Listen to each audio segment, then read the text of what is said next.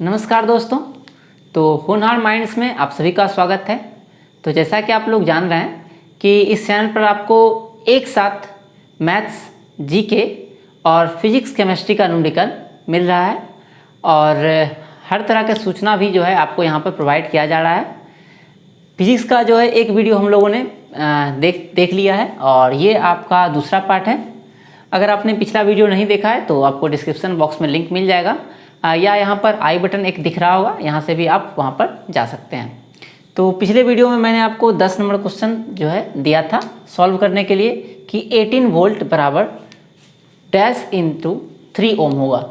तो आपको पता होगा कि ओम्स लॉ क्या होता है, V equal to I R. ठीक है, इसके लिए याद रखने के लिए मैंने एक ट्रिक बताया था। V बराबर इंडियन रेलवे से आप याद रख सकते हैं ओम्स लॉ को। ठीक है, ओम्स लॉ को इसको आप याद रख सकते हैं।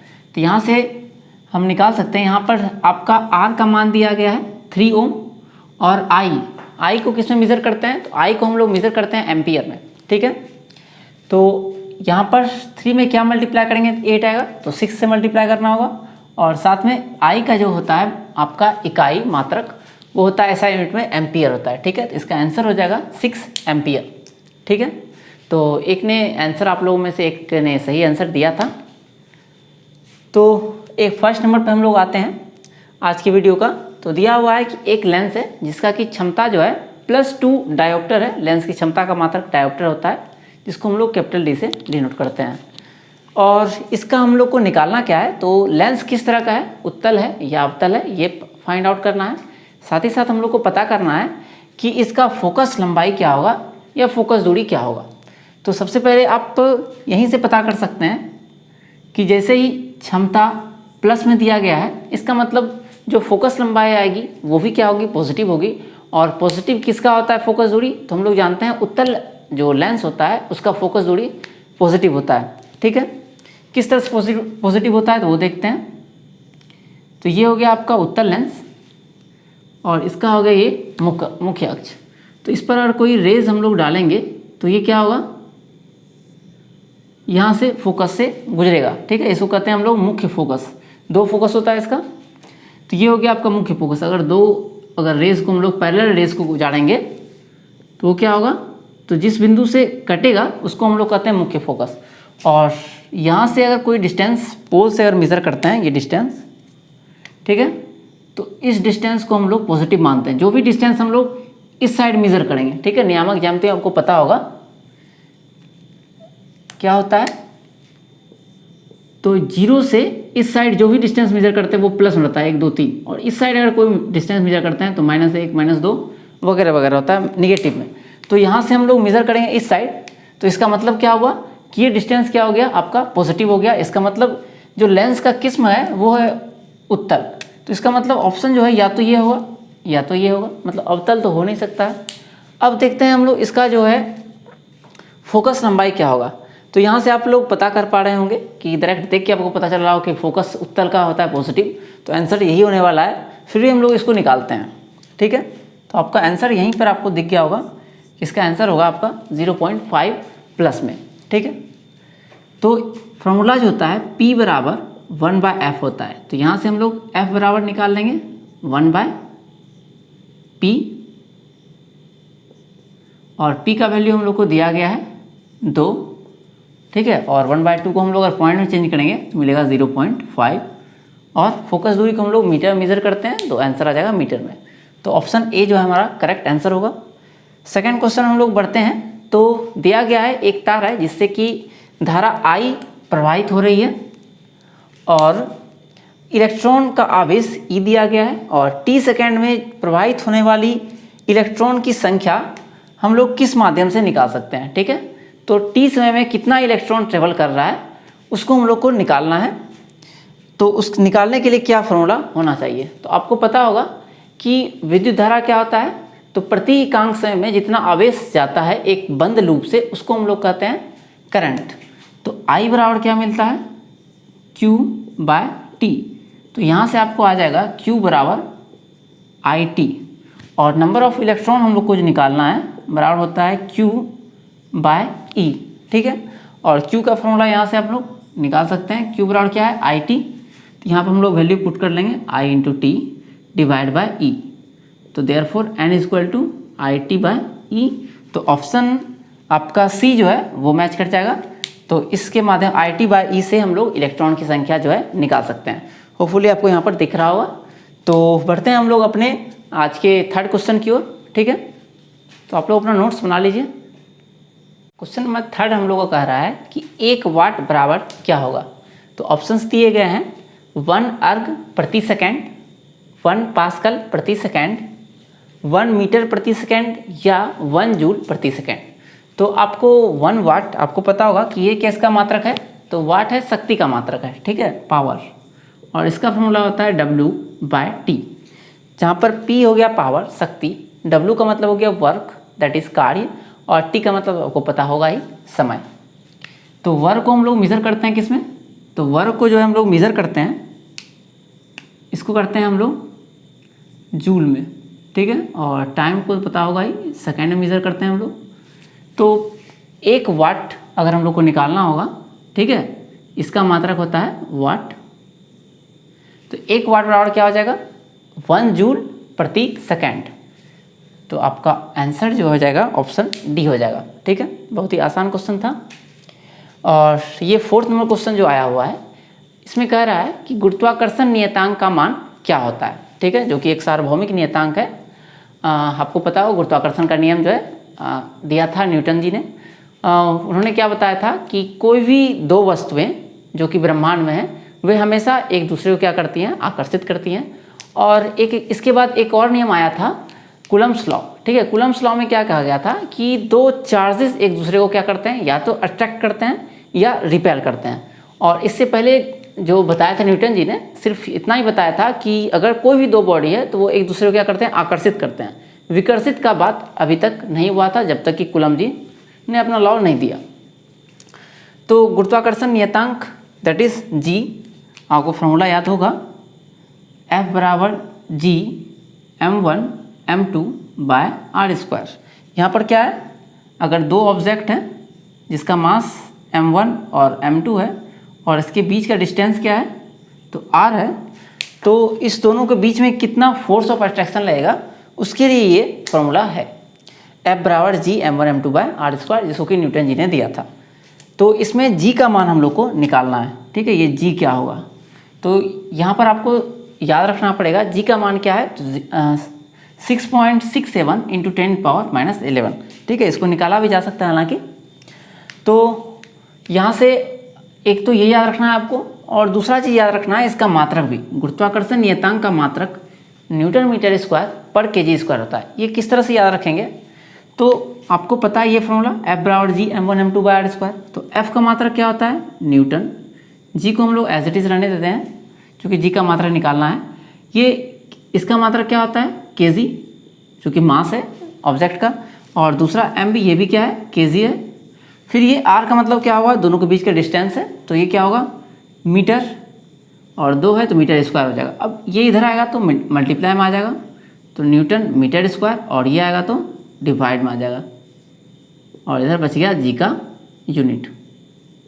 तो जी का यूनिट क्या हो गया न्यूटन मीटर स्क्वायर पर केजी स्क्वायर।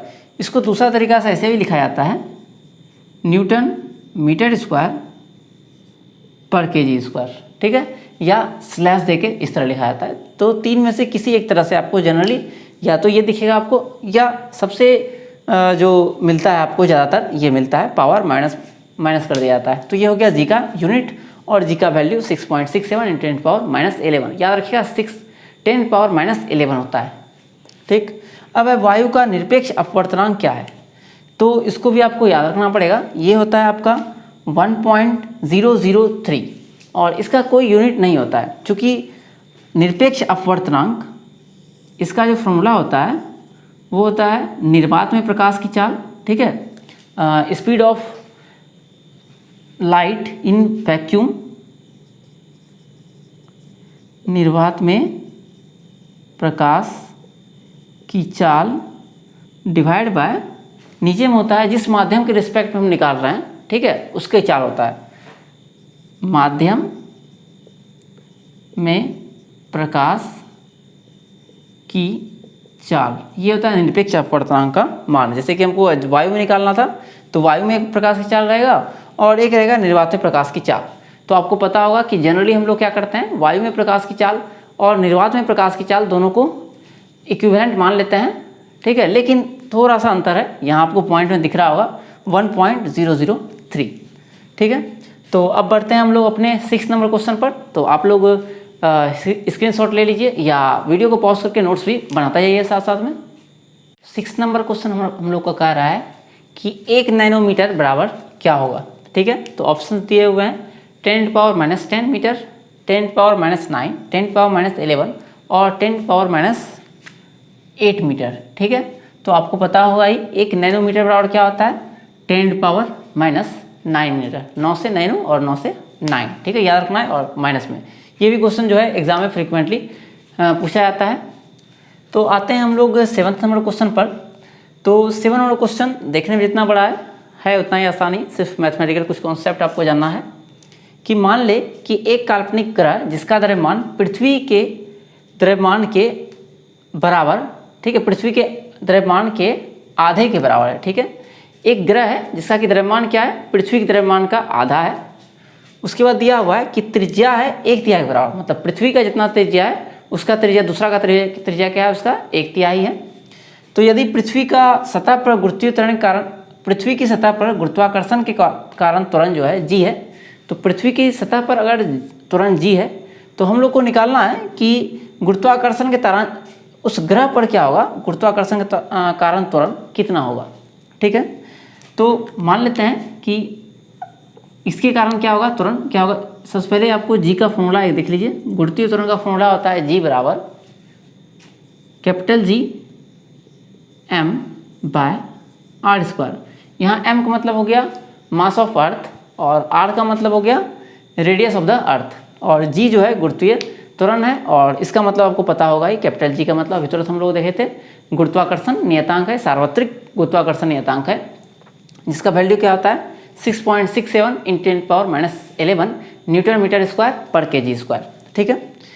और दूसरा जो आपका ग्रह है, मान लेते हैं कि दूसरा ग्रह जो है उसका त्वरण मान लेते हैं, उसको हम g' अगर मान ले तो g तो सबके लिए सेम ही होगा क्योंकि ये सार्वत्रिक नियतांक है, किसी के लिए भी g चेंज नहीं होगा। फिर दिया हुआ है द्रव्यमान क्या है, तो पृथ्वी के आधा है, तो m ना होकर इसका द्रव्यमान क्या है m/2 डिवाइड बाय, और त्रिज्या कितना है उसका 1/3 है पृथ्वी के त्रिज्या का, तो r की जगह पर हम लोग लिखेंगे r/3। तो इसको अगर हम लोग सॉल्व करेंगे तो मिलेगा Gm बाय, ये 2 आ जाएगा नीचे, r यहाँ सॉरी स्क्वायर होगा r², और ये 3 का स्क्वायर चला जाएगा ऊपर, बन जाएगा 9, ठीक है। अब अगर हम लोग यहाँ पर इन दोनों का रेशियो ले लें तो g' बाय, अगर g करते हैं तो हम लोग को क्या मिलेगा, g' का वैल्यू हो गया Gm 9Gm बाय 2r², और g' का वैल्यू कितना आया, तो इसको अगर पलट लें हम लोग तो ये जाएगा ऊपर और ये आ जाएगा नीचे, तो r² बाय Gm। तो यहाँ से आपका Gm और Gm कट जाएगा, Gm मतलब गुड मॉर्निंग यहाँ पर नहीं होगा बिल्कुल भी, ठीक है। और r² से r² भी कैंसिल आउट हो जाएगा, तो आपका g' बराबर क्या आ जाएगा, यहाँ से अगर हम लोग निकालें तो g' बराबर हो जाएगा, ये g उधर जाकर मल्टीप्लाई हो जाएगा और इधर 9/2 बचा हुआ है, तो 9/2 g। तो हमारा जो आंसर हो जाएगा वो हो जाएगा ऑप्शन बी 9/2 g, ठीक है।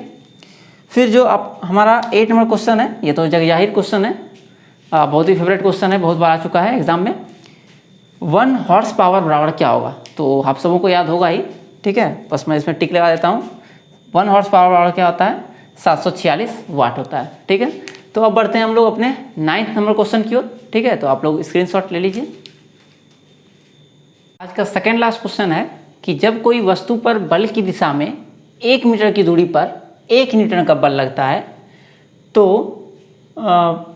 किए गए कार्य की मात्रा कितनी होगी, ठीक है। तो उस पर 1 न्यूटन का बल लगा रहे हैं किसी वस्तु पर और 1 मीटर तक की दूरी उसको चला रहे हैं, तो हम लोग को पता करना है कि कार्य कितना होगा। तो आप लोग को याद होगा कार्य का फॉर्मूला W बराबर क्या होता है, कार्य को हम लोग जो है W से डिनोट करते हैं, वर्क मतलब क्या हो गया, तो W बराबर होता है F S cos थीटा। यहाँ पर F क्या है, तो F है आपका फोर्स, ठीक है, बल, S का मतलब होता है डिस्प्लेसमेंट, विस्थापन, और cos थीटा हो गया, यहाँ पर थीटा होता है कि एंगल कितना बन रहा है, ठीक है, तो किस डायरेक्शन में फोर्स आपका लग रहा है और डिस्प्लेसमेंट किधर हो रहा है उसके बीच का एंगल। तो आपको पता है कि यहाँ पर क्या हो रहा है कि एक ऑब्जेक्ट है और इस दिशा में बल लग रहा है और इसी दिशा में क्या हो रहा है, इसका मोशन भी हो रहा है। तो यहाँ से चलकर वस्तु पहुँच गई है यहाँ पर, तो हमको पता करना है कि कार्य कितना करना पड़ा। तो फोर्स कितना हम लोग लगाया, 1 न्यूटन का, ठीक है, और 1 न्यूटन का। एस डिस्प्लेसमेंट कितना हुआ है, तो डिस्प्लेसमेंट हुआ है आपका 1 मीटर, और कॉस थीटा, तो यहाँ पे थीटा देख रहे होंगे कि थीटा एंगल कितना बन रहा है, तो यहाँ पर 0 बन रहा है, फोर्स भी इसी डायरेक्शन में है और डिस्प्लेसमेंट भी इसी डायरेक्शन में हो रहा है, तो कॉस 0 डिग्री, तो 1 कॉस 0 का मान क्या होता है 1, तो ये भी हो गया 1 और कॉस 0 भी हो गया 1, यहाँ हो गया न्यूटन मीटर, तो आपका आ गया 1 न्यूटन मीटर। तो या तो 1 न्यूटन मीटर आंसर होगा, ठीक है, जो कि ऑप्शन में है नहीं। तो आपको पता होगा वर्क का ऐसा मात्रा क्या होता है, जूल भी होता है, तो न्यूटन मीटर 1 न्यूटन बराबर होता है जूल, ठीक है, तो आंसर हो जाएगा आपका 1 जूल, ठीक है। दोनों में से जो भी ऑप्शन रहता है वो हमारा आंसर हो जाता। आज का सबसे लास्ट क्वेश्चन जो कि आप लोगों के लिए है कि फिर से जो क्वेश्चन 7 था उसी पैटर्न पर ये क्वेश्चन है, आप लोग ट्राई कीजिएगा कि मान ले कि एक काल्पनिक ग्रह जिसका द्रव्यमान पृथ्वी के द्रव्यमान के आधे के बराबर है, ठीक है, तो पिछले बार भी क्या था, द्रव्यमान आधा था, और इस बार भी द्रव्यमान क्या है, उस काल्पनिक ग्रह का द्रव्यमान आधा है और उस ग्रह का द्रव्यमान, उसका त्रिज्या जो है वो भी आधा है। तो हम लोग को पता करना है कि ग्रह का गुरुत्वाकर्षण के कारण त्वरण कितना होगा। यदि पृथ्वी पर गुरुत्वाकर्षण का कारण त्वरण g है तो उस ग्रह पर कितना होगा, ठीक है। तो ऑप्शंस आपके दिए हुए हैं g/2, g/4 और 2g, ठीक है। तो इसका आंसर जो है आपको कमेंट बॉक्स में कमेंट करना है। अगर आप लोगों ये क्वेश्चन समझ गए थे, क्वेश्चन नंबर 7, तो आप निश्चित रूप से बना पाएंगे इसे। तो मिलते हैं अगले वीडियो में। इसी तरह से आप अपना सपोर्ट हम लोगों के साथ बनाए रखें। नया चैनल है, आप लोग देख ही रहे होंगे, तो अभी आप लोगों की सपोर्ट की हम लोगों को बहुत ज़्यादा ज़रूरत है। तो चैनल को जो है लाइक, शेयर और सब्सक्राइब जरूर करें और अपने दोस्तों को भी बोलें कि चैनल को सब्सक्राइब करने के लिए। तो मिलते हैं अगले वीडियो में, तब तक के लिए नमस्कार।